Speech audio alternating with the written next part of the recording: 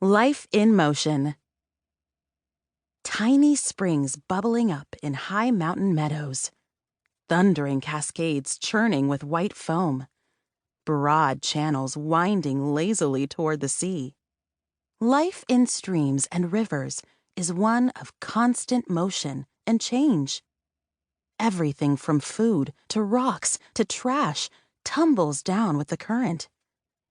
Floods scour the riverbed, changing the pattern of the banks. Water leaps over hillsides and boulders to form rapids and waterfalls.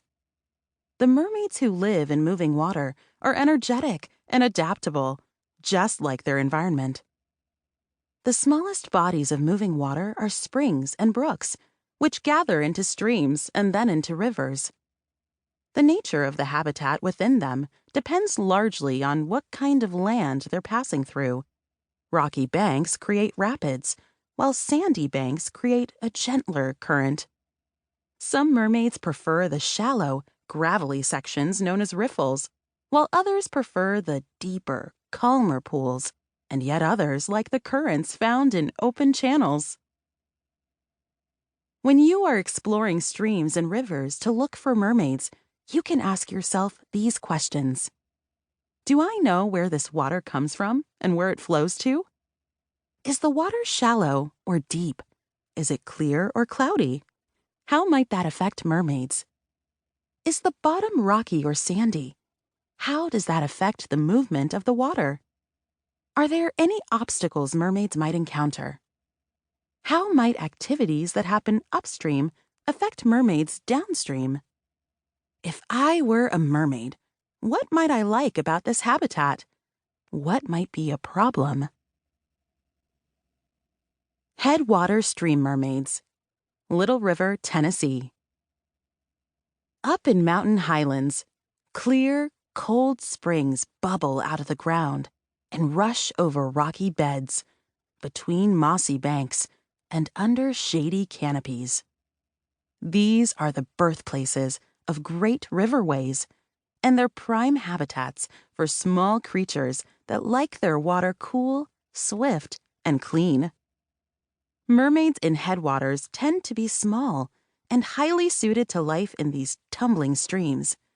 They are strong swimmers, able to fight against turbulent currents and leap small cascades with little trouble.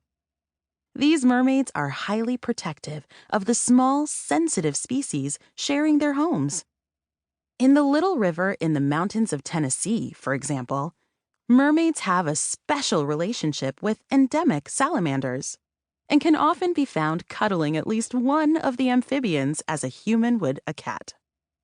Endemic means native to one specific location and nowhere else in the world.